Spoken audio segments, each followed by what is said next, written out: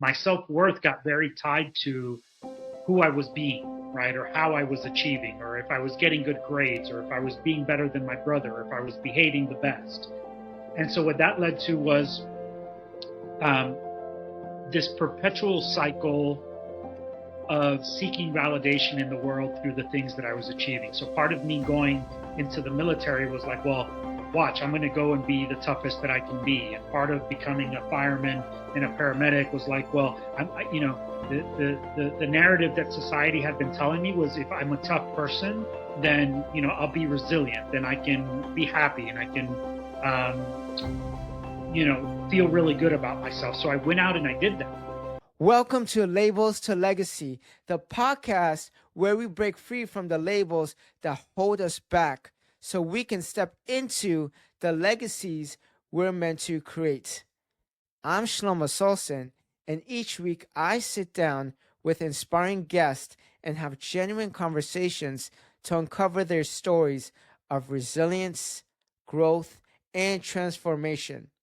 Together, we'll explore practical tools, raw emotions, and powerful lessons to help you overcome mental barriers.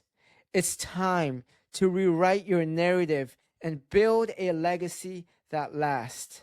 Before we begin, make sure to subscribe to the podcast on whatever platform you're tuning in from so you never miss an episode. Let's dive in.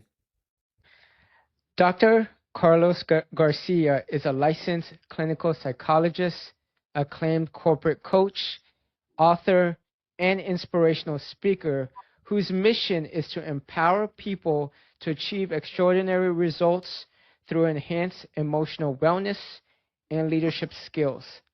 As the founder of the Mastery Group, Dr. Garcia specializes in performance counseling, coaching, and consulting, providing tools that elevate leadership and team dynamics to unprecedented levels. He also leads Tampa Counseling and Wellness, where he offers transformative therapy and wellness services aimed at fostering positive life changes. He's had profound experiences as not only a clinical psychologist, but also U.S. Marine, firefighter, and paramedic. Give it up for Dr. Carlos Garcia as we talk about transformative mental health tips and his new book, The Unseen Journey. How are you, man? Good, brother. Thanks for having me on. It's such an honor to be here with you and to be able to chat about a topic that's, I know, near and dear to your heart, but also to mine. And that's just kind of mindset and mental health. And so I'm glad we're having this conversation. Mm-hmm. I don't know if you remember how we met. Do you remember that? I know it was through the Tampa community. I don't recall exactly what was the event. I think it was back. I don't remember the exact year. I think it was 2017 or 2018. Yeah. You were speaking at a Tampa Chamber of Commerce event. Mm-hmm. You were, I think, the main speaker for like a luncheon. Okay. And you were dressed up in your uniform. By the way, thank you for your service. You were dressed up in your uniform and giving a lot of leadership tips. And I think this was 7 years ago or something like that. And I guess I came up to you, I approached you, and then we connected on LinkedIn and started talking since then. I know, brother. I know. It's quite a journey, I know, for you and for me. Yeah. You talk a lot about, in your book and just in a lot of your speaking engagements, how our life today is composed of different experiences that we've had as a child. Can you talk a little bit about how your childhood has impacted the person you are today? Yeah, I mean, big question. I can sort of give you the short answer and the long answer. The truth is, part of the reason I became a psychologist was because I was in therapy myself for many years, and part of that was to sort of deepen my understanding of myself and how I show up in the world, both good and bad. And I was so moved the way that the therapeutic process was able to bring to the surface and to the forefront blind spots, was able to bring many of the ways that I hadn't learned how to handle sort of emotional stuff in my life, and really getting me to better myself, improve myself and my relationships um, through that process. And so I was like, wow, uh, if this can have this kind of impact on me in my life, how can I become a therapist myself and help others do the same?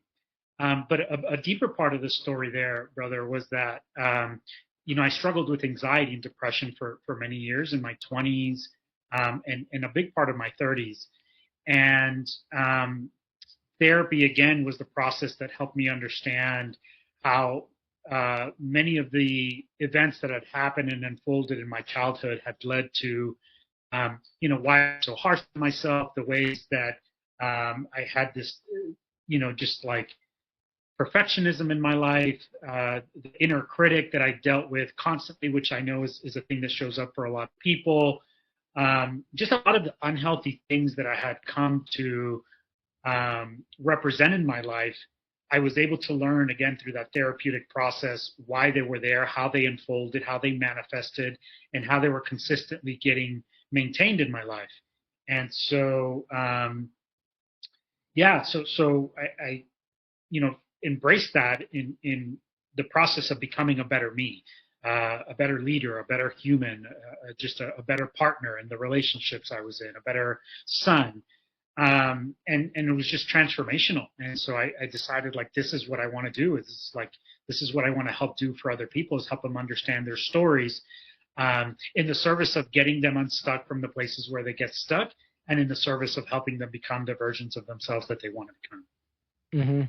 I remember reading in your book, I think it was in the beginning somewhere, probably in when you were talking about your story with anxiety, how you were in school, and there was this point where, yes, you've always had anxiety, but you've never had an anxiety attack or a panic attack.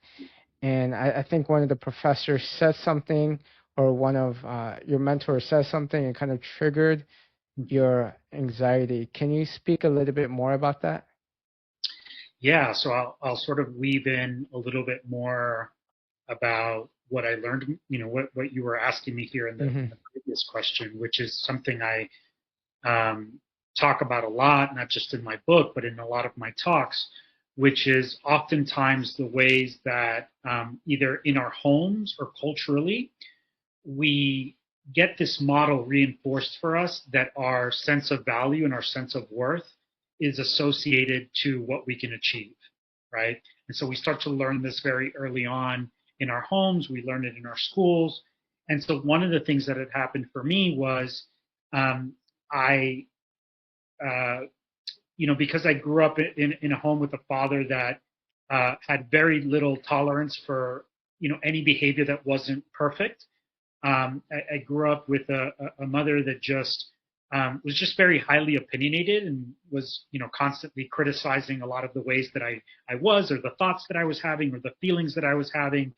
Um, Essentially, that led to an environment where I constantly was having to self-assess and look inward because I constantly felt wrong, or I wasn't having the right emotions. And so my self-worth got very tied to who I was being, right? Or how I was achieving, or if I was getting good grades, or if I was being better than my brother, or if I was behaving the best.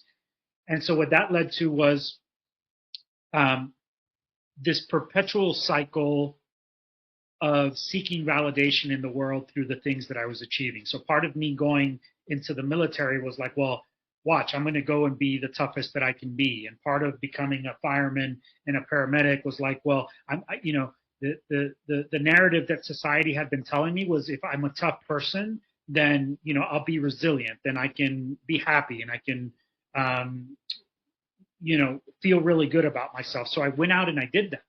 And what happened to me in grad school was, I was halfway through grad school and I had this realization that here I was going after another metric. Here I was going after this doctorate degree, thinking that it was going to make me finally feel fulfilled, that it was going to make me feel happy, that I was finally going to feel validated by the world. And the panic attack was triggered by this realization, although I didn't know at the time, unconsciously, that like, oh, here I am on this train again. Here I am seeking validation outside of myself. And sort of this awareness that like I might spend the next 20 or 30 years of my life chasing this illusion, chasing something that doesn't really exist and never really feeling good about myself. And that's sort of what triggered this, deep panic attack. It's like the truth. I was having to face the truth about my story. And it was obviously deeply uncomfortable for me. Mm-hmm. Yeah. I can relate to that in so many levels. Being a high performer or being an achiever, it has a lot of rewards, but no one really sees from the outside the internal struggles that you deal with. Like, for example, when I started to get paid as a speaker, when I did a marathon, and when I wrote a book, and I'm doing well at work, and I'm networking and meeting all these people, I feel like I can relate to you in a way where I put so much pressure on myself, and that stems from my childhood as well, where when I got bullied or when I got straight A's, anytime people acknowledged me is when I got good grades, which I got good grades a lot. When I improved myself, when I got trophies, and so I wanted more of that. And it wasn't until maybe 1 or 2 years ago, maybe a little bit long, maybe 2 or 3 years ago, was when I realized, do I really enjoy doing these things, or is it because I just want I just want a good job? And when I'm not getting that good job, I start feeling a little bit disappointed in myself, or maybe if I don't accomplish a goal. So I've always wondered, how were you able to overcome that? Are you still facing those difficult things in your life? Yeah, great question, and I could so relate, right, to the inner critic, right, that little voice inside that tells us we're falling short, or we're not enough, or we're not getting there, we're not doing it fast enough, we're not tall enough, we're not skinny enough, all of Mm-hmm. the not enoughs. I still do struggle with it in a lot of ways. I think for me, I'm coming to the realization that it might be a lifelong struggle. But I think what I want people to sort of hear out there, because in so many of the rooms that I talk in, this is the thing, right? So many people can relate to this. And what I want people to sort of understand is where that derives for so many of us, right? Um, if you think about the sort of connection that a child needs in their environment early on, right? They need to feel seen, they need to feel understood, they need to feel validated, cared for. They want to feel a deep sense of worth just for how they are. And so if you think about it, when we first come into the world, um, our parents are caretakers, they shower us with love, they let us know that, we're safe. And so, right, unconditional love, we all feel that. But sort of what happens for a lot of us is that then we find ourselves in these environments where, um, we're given a framework by our caretakers that says, as long as you behave in these ways, you can receive my attention, love, connection, whatever it is. But when you're not acting the ways that I need you to act, you also get a very reinforcing message, which is, you're a bad boy, a bad girl, you're not okay, right? And so we start to develop this inner narrative within 2 or 3 years old, where our sense of value, where the ways that we attach our sense of worth is so deeply tied to how I'm acting, right? And I think for most parents, they think that they're doing their children a great service by building them up to be resilient and strong and all of these, and teach them all of these wonderful life lessons. But what a lot of people don't get is how a child's mind works. A child should never have to feel that they need to earn their love. Mm-hmm. We should feel loved and appreciated just the way that we are. Well, then we start and we get into school at the age of 4 or 5. So now schools are telling us, society is telling us, the internet is telling us, everything in our culture is telling us that we can feel okay with ourselves when we're achieving, when we're thriving, when we're being the best. And so just years and years of this message becomes our internal narrative. That becomes our inner critic. Our inner critic isn't really us. Our inner critic is a conditioned, wired voice that we have adopted. And so, like you were saying, it comes up when we don't hit that objective, when we're not feeling like we're living up, when imposter syndrome shows up. That's when that voice feels absolutely so loud. And so what I realized for myself is like, oh, this actually isn't a product of how I'm achieving, not, because what it seems like is I'm achieving at a high mark, but yet this voice isn't going away. And so that's when I got really curious. That's when I was like, oh, wait a second. Am I going out there and striving to achieve out of a desire to do good, out of a place of passion? No, for me, oftentimes it was out of a place that I needed to feel okay. And if I wasn't feeling okay, I was feeling depressed or anxious. That brings up a good point. But how do you balance the need to achieve and do well in your life and become super successful, and that being content and okay with yourself, that's not feeling like you're not enough? How do you achieve success and achieving great results and knowing that you are enough? Yeah, so part of that, I think what happens as part of that narrative is oftentimes when I share this with people, their sort of rebuttal is, well, if I'm not being harsh on myself, right? If I'm not kicking myself in the behind, then I'll never accomplish anything, or I won't be driven. Mm-hmm. Which is it's a falsity. That's not real. That's just another misconception. How I know this is that if you look at a child when they're in their first year or two of life, for instance, a child that's learning how to walk, anyone that's ever witnessed a child learning how to walk will notice that they fall down 100 times, and 100 times, 101 times they get back up and keep trying it again. They don't default to their inner critic and just go off into the corner and be like, I'll never figure this out, I'm such a failure. If you witness a child in the first year or two of their lives, they're driven from this inner place to learn, to expand, to grow, to understand their environment, and to do things, to be bold and courageous in their activities and their actions. That's all of us when we came into the world. What happened for many of us is that narrative again, our sense of going out and achieving got associated with our sense of worth. So there's this beautiful quote that I love that says, laziness is a reaction to the demands for success. Mm-hmm. Laziness is a reaction to the demands for success. Meaning, we don't come into the world lazy.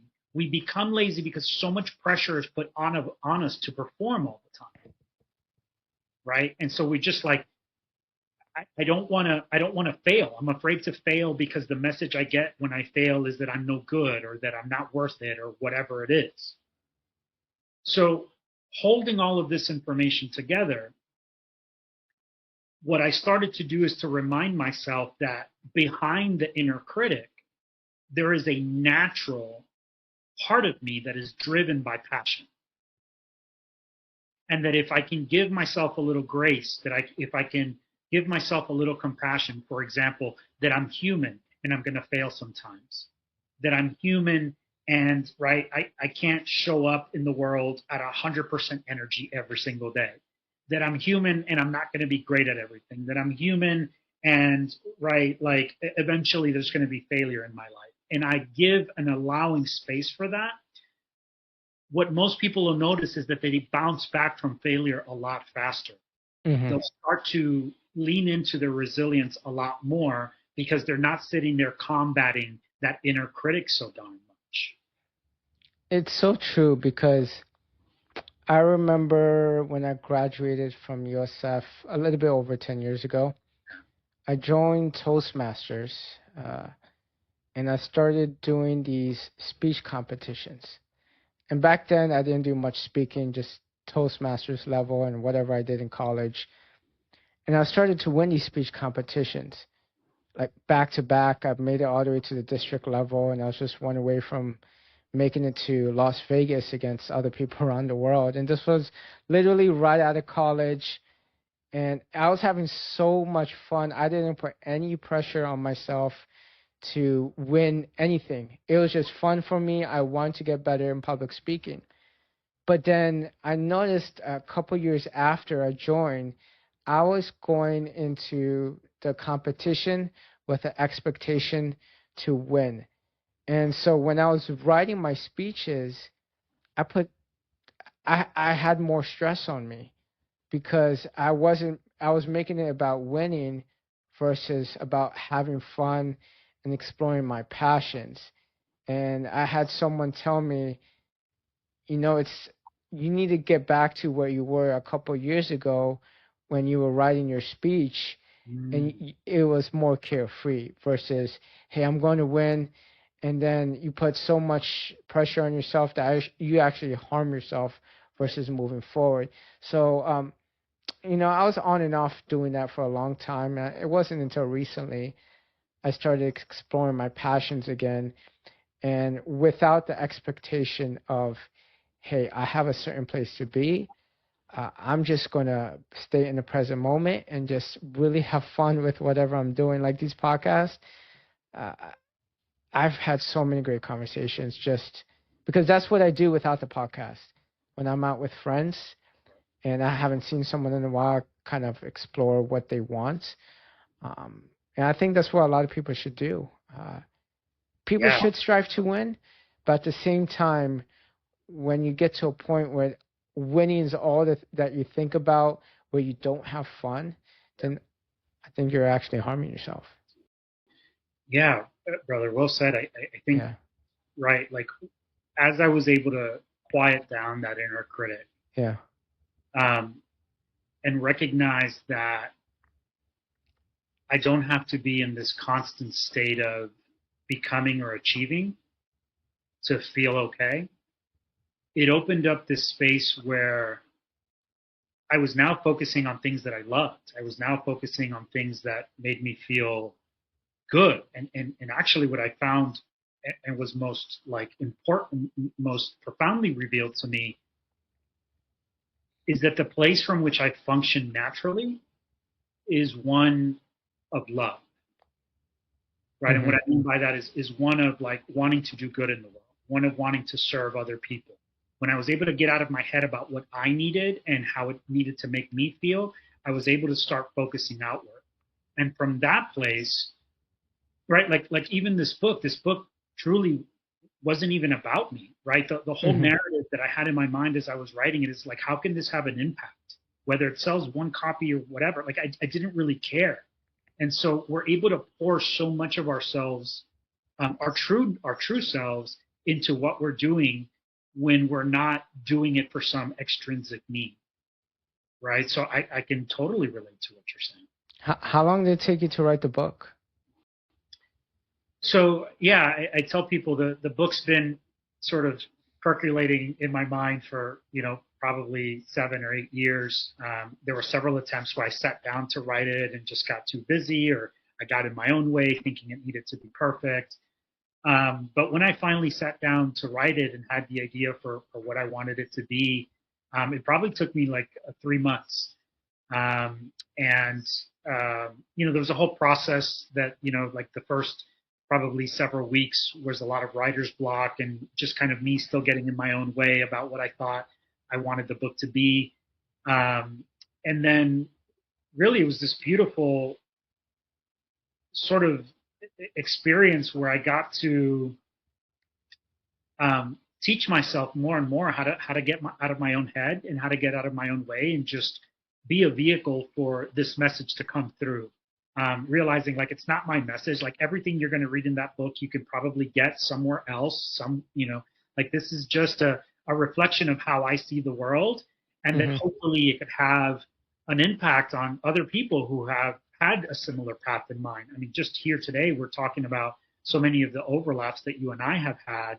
And I knew that there was a lot of folks out there because in my speaking engagements and my work with clients, I had seen a lot of the same themes come up. So I was like, let's just put this in a book so that if nothing else, people can experience like feeling normalized about where their struggle is sometimes.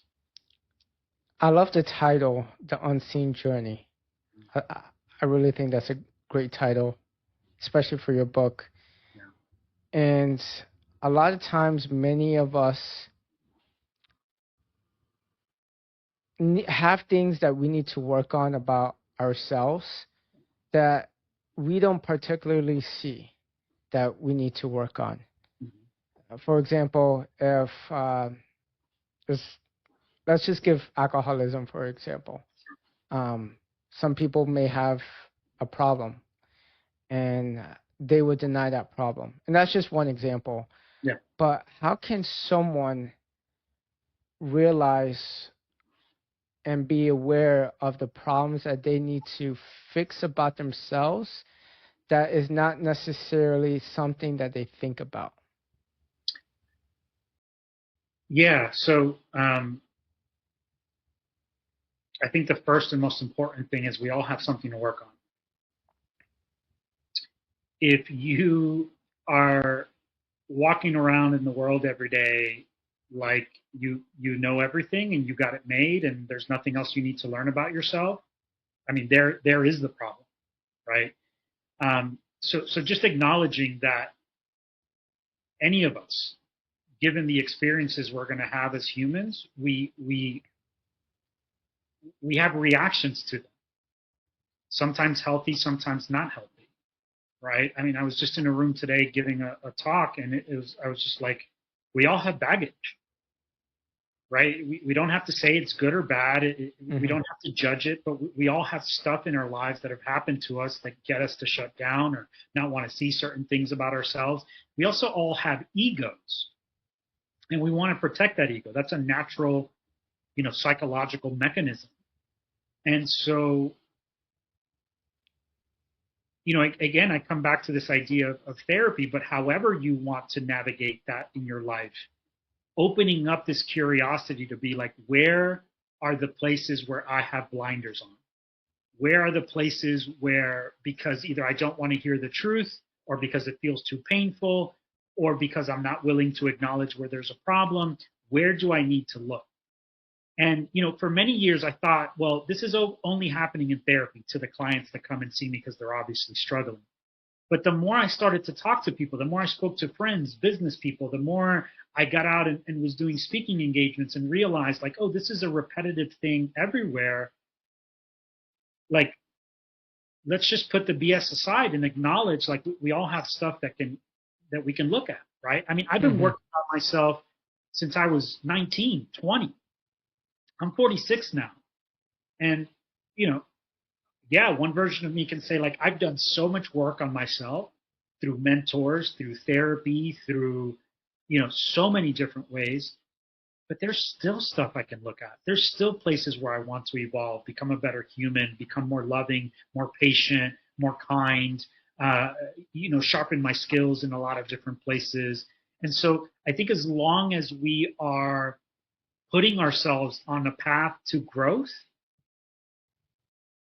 we need to hold up a mirror to ourselves and be like, where can I still grow? And where am I choosing not to look? Right? Maybe it's alcoholism. Maybe it's workaholism. Maybe you're burning through relationships because you don't want to, look at yourself or point the finger at yourself, right? I mean, I could talk about so many of the ways that we avoid looking deeper because it feels painful or hard. That's a good Great. point. Yeah. I recently learned about this phrase or about relationships called the attachment styles. I know you mentioned it in your book. And I knew some of the challenges I was having in my relationships was I realized I have an anxious attachment style, Mm-hmm. and I still don't fully grasp what it is and what attachment styles are and how I can uncover everything that's attached to that specific label. Can you speak a little bit about what attachment styles are and how uh, I think that there's a four types of attachment styles, what they are, and how can someone form each and every one? Yeah, so I'll speak to them using an example that I think Hmm. often people can relate to, right? So, attachment styles is the ways that we learn to um, navigate our relationships with people, our significant others, right? And Hmm. attachment styles start from our earliest relationships, which is often with the mother or the father, but most specifically with the mother, right? So let's use the example of let's take a 1 year old and they're in their room and they just woke up from a nap and they wake up and maybe they need to change their diaper or they're hungry, and so the way that a child communicates that it has needs is it cries, right? Makes sense. So let's say this child wakes up from the nap, starts to cry, and the mother's in the other room, hears the baby crying, and immediately comes in, holds the baby, reassures the baby that they're safe, changes the diaper, and now the baby is soothed. It learns like, okay, when I'm in distress, there is an adult caretaker that will come in and soothe my distress. Okay, so let's use the example of what we call a secure attachment style. So let's say the next time that baby wakes up from a nap, starts to cry, mom rushes in, nurtures the baby calms down, feels soothed. And every time that the baby does that, the mother rushes in. So the baby is learning through a repetitive pattern of behaviors that whenever it is in distress, it's going to be soothed, right? That's a secure attachment. Essentially, what that looks like later in life is this child is going to learn that they can regulate their own nervous system um, through the nervous system of the adult caretaker. They'll essentially learn that the world is safe, or that people can there can be a rupture in that relationship and that they're still going to be okay. Now let's use the same example, and sometimes the mother rushes in, but the next time the mother's doing the dishes and she takes about I'll just let me finish these last dishes and I'll rush in there. The baby's okay, right? Just let them cry a little bit. So on one of the occasions, mom rushes in. On the next, mom takes 5 minutes. On the next time she comes in and she takes a little bit longer, the next time she rushes in. Um, this is not a consistent assurance for the baby. So the baby might start to wonder, oh, wait a second, sometimes when I'm in distress, my needs get met, but other times it takes a little bit longer and I don't know which is which. This can be identified as an anxious attachment style, meaning the child now has to wonder, when will I be soothed and when will I not? So if we think about our adult relationships, if you are having an argument with your significant other, your spouse, or whatever, you start to feel super anxious in that relationship because things aren't okay. So anytime things aren't perfect in the relationship, you start to get overwhelmed because you don't know if your needs are going to get met or not. Now let's go That's so back to true. that. Yeah, exactly. So let's go back to that example and talk about um, what sometimes is called a disorganized attachment style. Sometimes mom comes in, nurtures the child, loves on the child. Other time, mom comes in and because she's had a rough day or because she just had an argument with her partner or spouse, comes in angry and is screaming at the child. Like, why can't you just stop crying? Other times she comes in and she's loving. Other times it takes her a little bit longer to be loving, right? So you see there's just more inconsistency. So now this feels dangerous for the child. So the child learns that it should minimize its own needs, or at least hide them, or not have too many of them, because what they're going to be met with is this very sort of disruptive, like, is mom okay? Is she not? Am I going to receive love or am I not? So oftentimes what happens for this attachment style is we learn to minimize our needs and not put them out there a lot. Or we shut off, we put up a lot of walls, right? This often happens for people that have a series of pattern of relationships where they say, I keep meeting people that are emotionally distant or not emotionally available.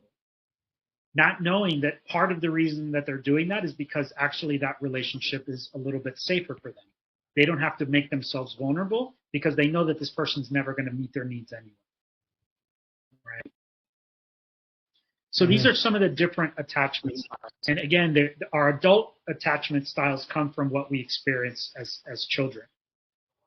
So we can get into a conversation about how sort of important it is for parents to be consistent in their parenting style and things like that. But that sort of should give a glimpse of what attachment style means.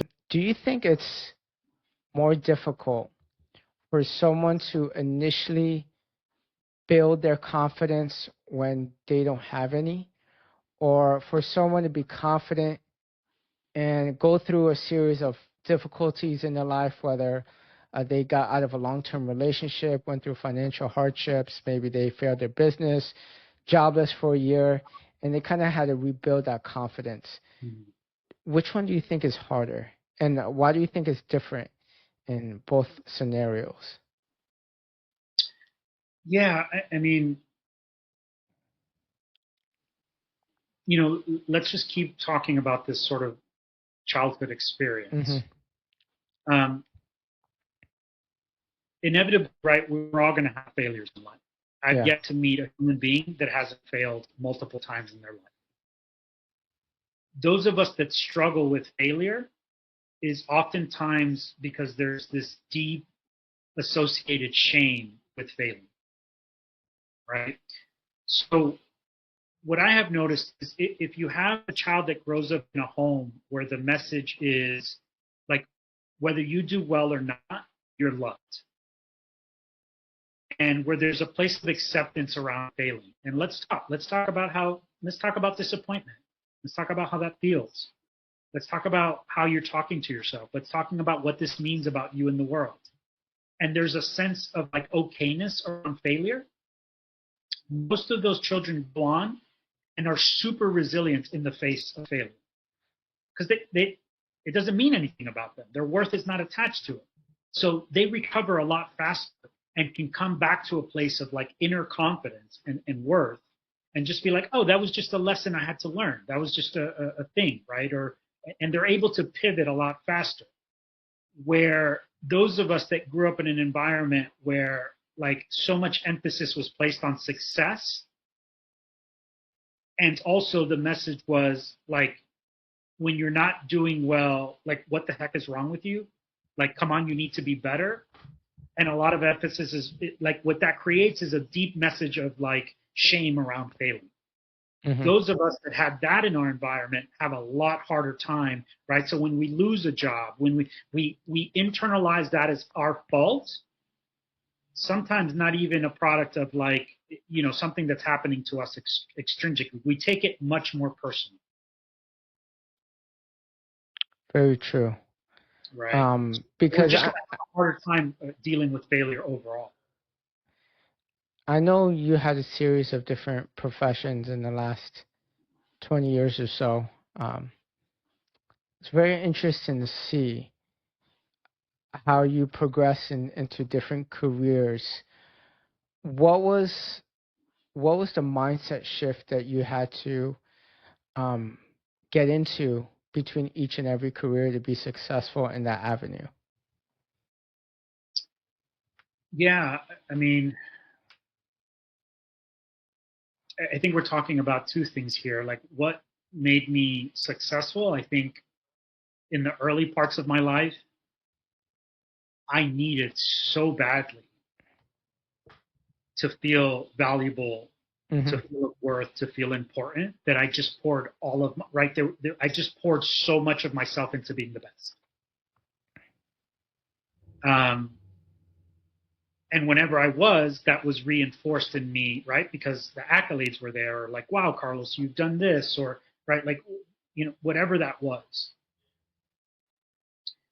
But I think the other part of me is just this driven nature I've always had since being a child. Like I just wanted to be really good at stuff. Not just to prove it to myself, but as a challenge to myself. And so, again, sort of coming, full circle, I was able to remove the inner critic and the need to be important. I realized that there's this natural inclination in me, a natural drive to just keep evolving as a human being, to keep bettering myself, right? And it's not attached to anything. It's just because that's what brings me joy. It's what brings me purpose. But to speak to the other part of it, I think that there were many moments in my life of a lot of confusion, doubt, and fear. Not so much getting out of the military, because people do that all of the time, but having invested, 6.5, almost 7 years into a career where, most people spend their lives wanting to pursue that career. And here I was going to walk away from it, from a secure job, from a secure paycheck, from an amazing career too, that I loved. It was super rewarding. And not just to leave that security, but to leave that security to go be a student again and not know what my future held. And so it wasn't like, oh, here, I'm going to go do this because this is my passion. Like, I remind people, it took me a year of reflection and like, do I really want to do this? What's getting in my way? Am I afraid? What am I afraid of? Like a lot of self-reflection before I made that decision, mentally, and then physically to be like, yeah, I'm going to go do this. I'm going to go pursue this passion. But I won't lie to people and be like, yeah, I knew I was going to make it. I mean, I knew I was going to be good at it. No, it's been a road often, paved with self-doubt and doubt.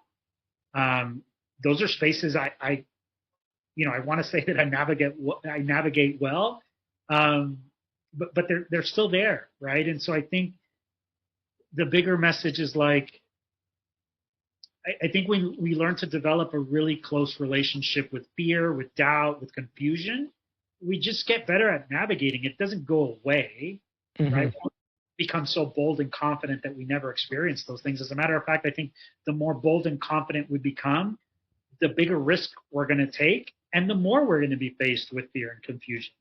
So I'm like, hey, learn to have that relationship with these things as early on as you possibly can, so that you just become good friends with them, and just, right, they don't have to be so scary when they come along later on in life.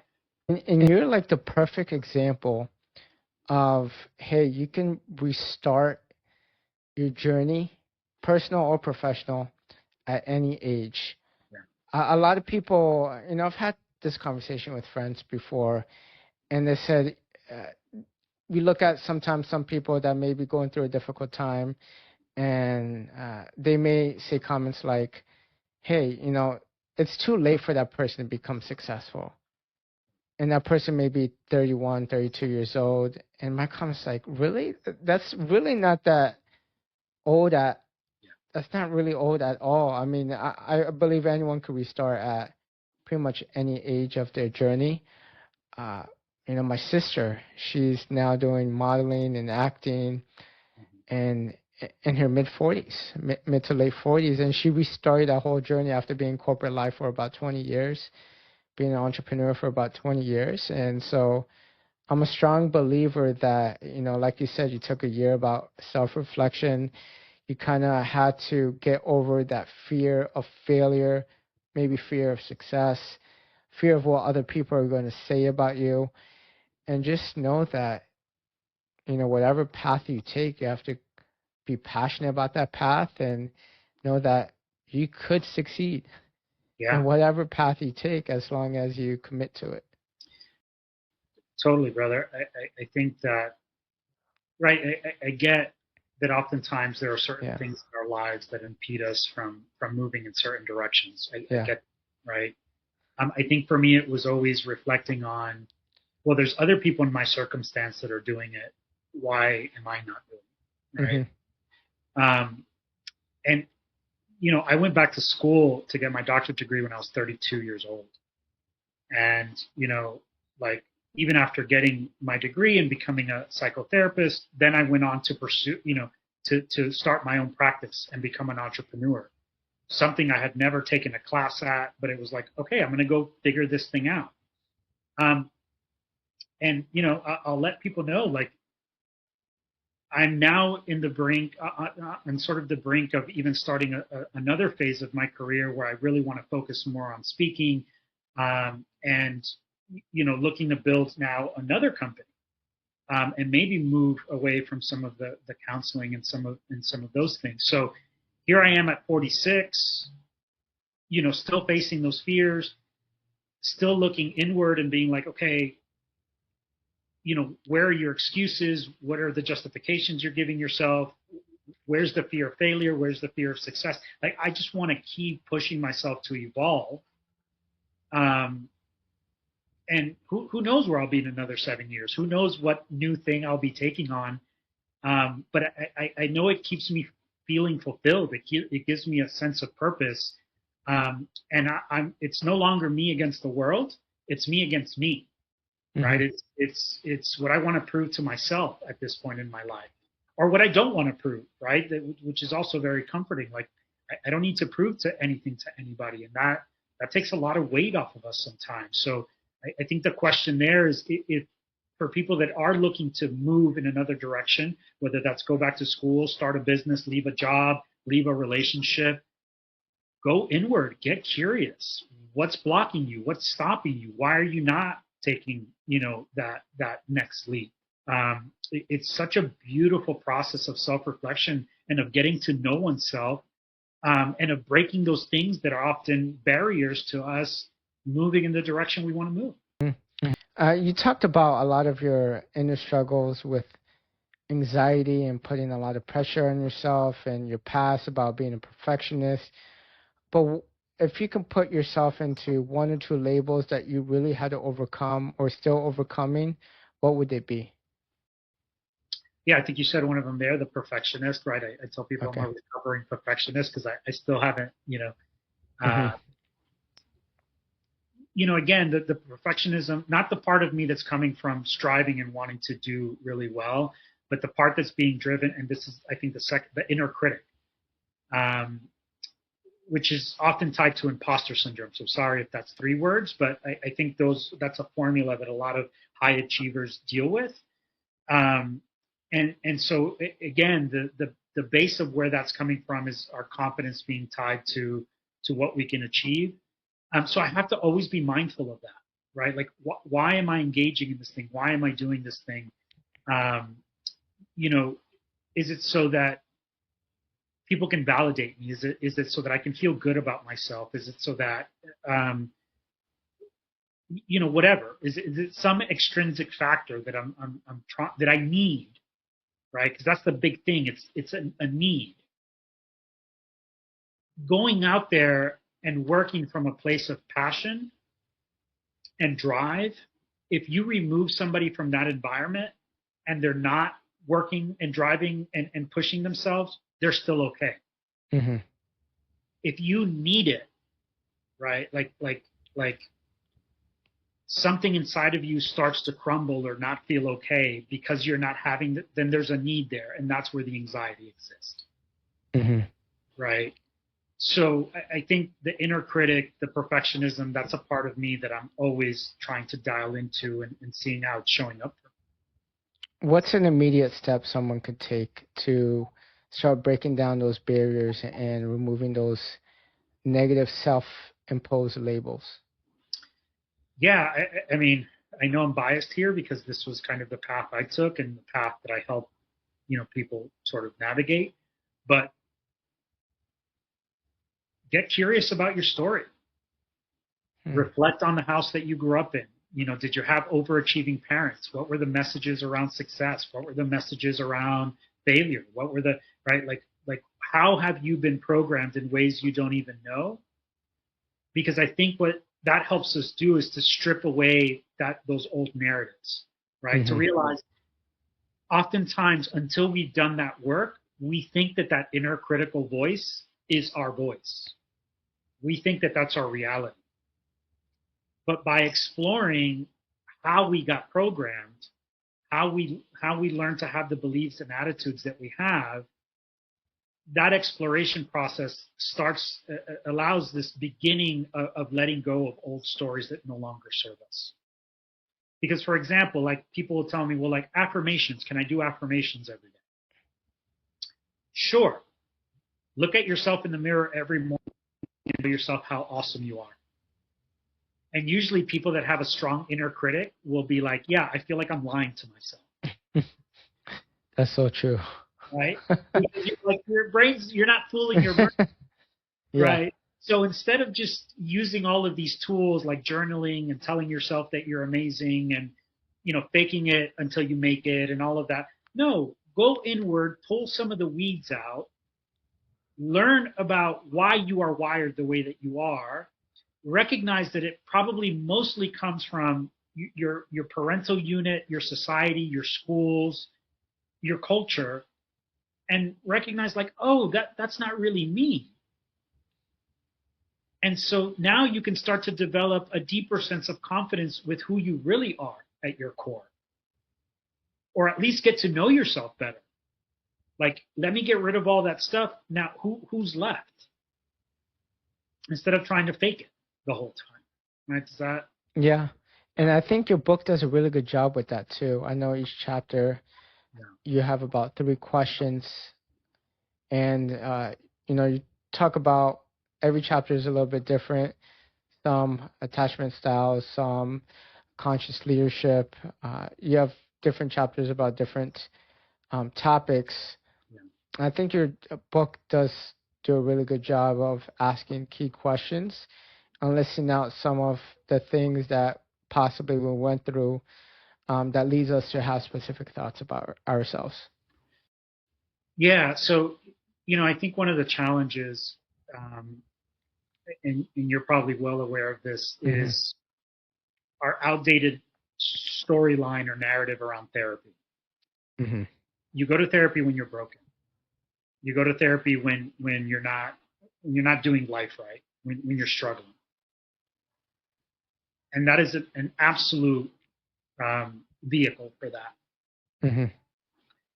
One of the things I talk about in the book and just in general is getting away from this like stigmatized view that just because we've been through hard things, somehow, we're broken. The truth is, whether we had traumas or significant traumas in our lives, we've all had critical events. Right? The nature of the things that have happened to us as children are going to just psychologically, they wire us in conscious and unconscious ways later on in adulthood. So whether you had a mother or father that wasn't emotionally available, a parent or guardian that drank too much, a parent or guardian that worked too much, you come from a house where you were bullied or a school where you were bullied, a parent that was, you come from a house of divorce or separation. I'm not judging any of these things.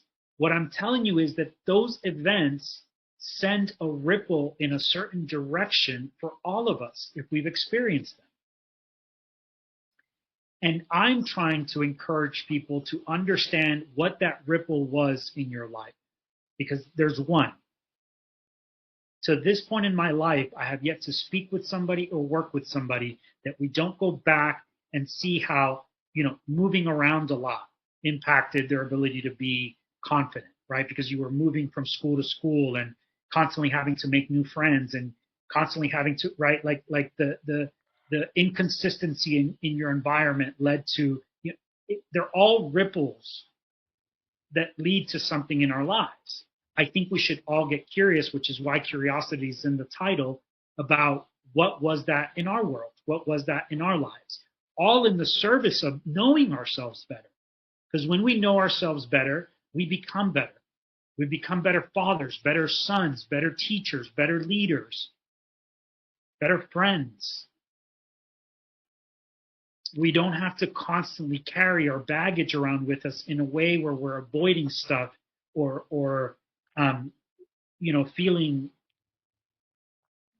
dragged down by it. Mm-hmm. And so it's not an issue of therapy. It's not an issue of stigma. It's an issue of like, know thyself so that you can be then a vehicle for other people to do the same. Yeah, and I just want to add one thing before I ask you the last question. Um, when I look at my past and people who might have wronged me or said some hurtful things to me in the past, or parents being a certain way or raising me a certain way, I also realize that everyone is going through their own journey.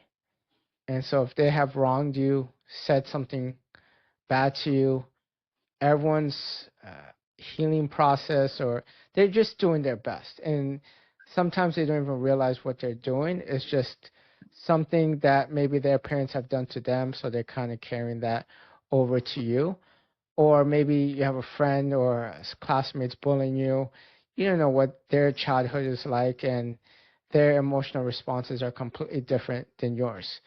And they don't even realize the effect that they might have had on you.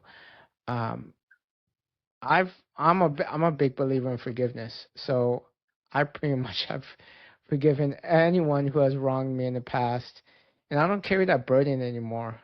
Actually, I never really did. Yeah. I've always been a big believer of forgiveness, and I realize that people are just imperfect, and that if someone has wronged you, like, that's not your fault. Yeah, brother, beautifully said, and thank you for raising that as a point. I think that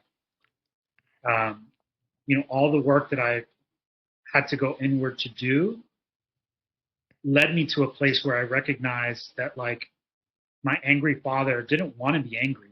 Mm-hmm.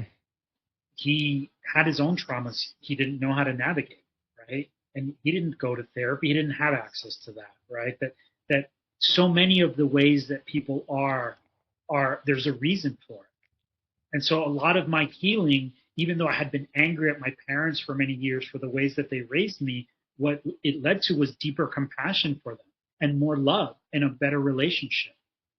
And as I've done more and more work as a therapist and talked to more and more people and realized more and more stories are there and we all have one and we've all been through stuff, it just further deepens my compassion for the world, right? Because I don't think most people mean to be evil or it's not intentional. Is that we've dealt with stuff and maybe a lot of us haven't been seen in our pain yet. Mm-hmm. And I think once we're seen in our pain, we're able to let go of that. So just like you, I've been able to let go of so much pain and baggage and stuff, because now I can have more compassion for myself and other people as well. So yeah, thank you for beautifully said. And last question, I end this podcast with this question, since it is labels to legacy. You've kind of already answered this a little bit, but what is a legacy that you want to leave behind? Mm.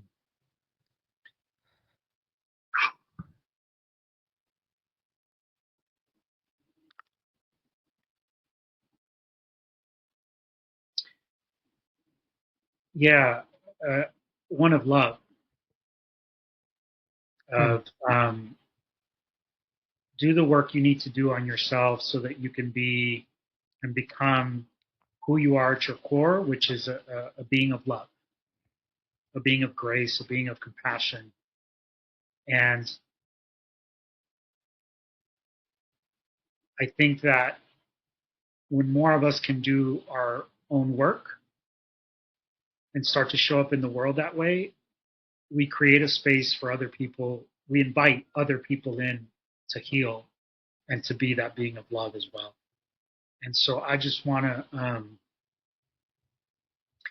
just want to keep doing the work on myself. I want to keep talking about it. I want to tell my story And hopefully, if that gives permission for one other person to get curious about their own or tell their own, then we're doing the right thing, and we're sending beautiful ripples of healing in every direction. I love it. Well, I appreciate you. And just before we end this podcast, where can people find you, your practice, and your book? Yeah. So the book, they can find it on Amazon. The Unseen Journey: Awakening Curiosity and Trust in the Corporate World. They can find me on Instagram, Dr. Carlos A. Garcia. I post a lot of content about just like everyday life and ways that we can work on ourselves. If people are looking for my practice, it's tampacounselingandwellness.com. We have an amazing amount of therapists over there that work at my organization and are doing some really great work. And then soon here, I'm working on a new website, which is drcarlos.com. It's not up yet, but people will be able to go on there if they're looking for a speaker or any. My book will be on there as well, but give me about another month and that'll be out as well. Well, appreciate it, Dr. Garcia. Really, it's always a pleasure catching up with you. I know before I saw you in the coffee shop a couple months ago, I know we haven't really linked up in the past few years, but just seeing your journey in the last 6-7 years has always been great. Thanks, brother. Likewise. Keep going, my friend. Take care. See you. All right. Thank you for tuning in to Labels to Legacy. I hope today's conversation inspired you to break through your mental barriers and take one step closer to the legacy you're meant to create. If you enjoyed today's episode, don't forget to subscribe, leave a review, leave a comment, or share it with someone who might need it. I also share short clips and provide a lot of valuable content for you on my Instagram at Shelomo Solson. Have a great rest of the week and see you next Monday.